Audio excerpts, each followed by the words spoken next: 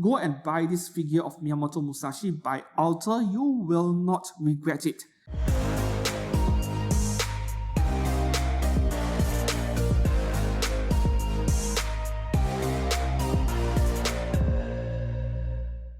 Hi and welcome back to X-Kurogane Studio. I am Steven. The scale figure which I'm going to review today right here, this is possibly my favorite scale figure purchase yet so far for this year in 2022. Of course, we are now only in September. There might be even better ones coming out by the end of the year which I do pick up. But so far, yes, this is my favorite one. Yeah, I like this scale figure a bit more than Apex Toys Ningguang from Genshin Impact. Well, mainly due to my preference for the character perhaps, and I do think she is also way better made than even Passion Leap from Quest Q. Yeah, that giant figure which I deem to be the holy grail of the FGO series. If you were to pick up one of those grail figures from this franchise, Fate Grand Order, then Passion Leap is indeed one of them. But when it comes to the paint job and detail department, I find this figure by Alter to be slightly ahead, yes.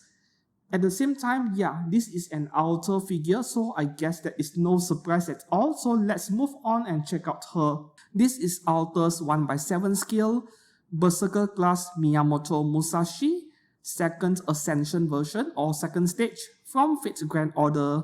This figure of Musashi was just released last month in early August 2022, but it took me some time to pick her up because, well, I had other priorities.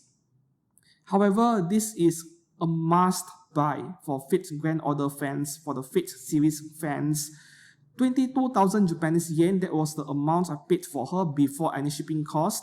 Well, you have heard a lot about how great Alter figures are, and this one here is no exception at all. Very well made. For 22,000 yen, I would even argue that this is a steal. So let's move on and check out the box as quickly as possible. Oh, I left it over there. This is what her box looks like, and perhaps their signature look by now. They have been doing this very same transparent plastic design for the past few years. So yeah, the packaging is a very nice one. Now we take a look at this figure. I would say that the sculpture of this figure looks exactly the same like what we saw in the official product photos, in the prototypes, and even very close to the official 2D artwork of this character in Fate Grand Order. So the sculpture is pretty much a 10 out of 10 perfect score. Her face looks fantastic. The body sculpture, all the details, they are there. In fact, when you look at the back of this figure, you will be blown away by the sheer amount of details and accuracy to every single part.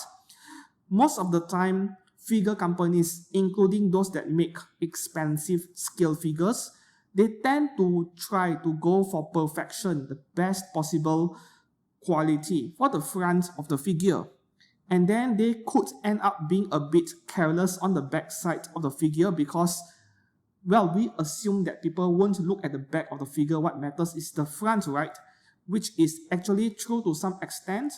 But when I look at the back of this figure, I was so blown away by the sheer amount of details present and the accuracy, the precision of the paint job of every single part. I can't find a single fault at all. Everything is just so well put together. No obvious seam lines, no paint scratches or transfers on the back of the figure especially. On the front part of this figure, I would give her a 9.5 out of 10. Yeah, unfortunately, she falls a bit short of getting the perfect score for the paint work on the front at least because of this one tiny paint spot at the crotch region. Yeah, near the lower part of her swimwear over there. It is very small, but half a millimeter in size. Not something you would see until you get very close to the figure, but it is there. This is the only reason why she didn't get a full score on the paint job. Yeah.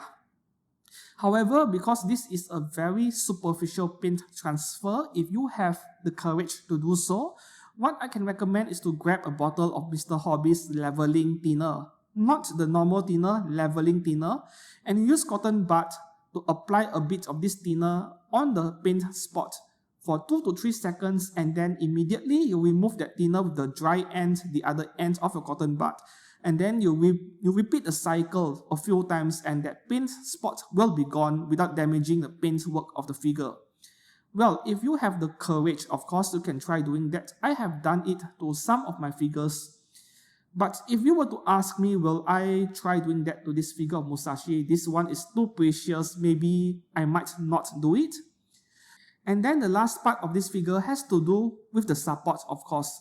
This figure is connected to the base with one single thick round foot peg. Yeah, on only the left leg. Normally, this is not enough at all. It is not secure enough, but what I like about this foot peg over here is that the tightness is just nice, right? It is tight enough, but not overly, so that this figure is very easy to disassemble and put back in the box should you wish to do so. This right leg over here, it is not connected in any way.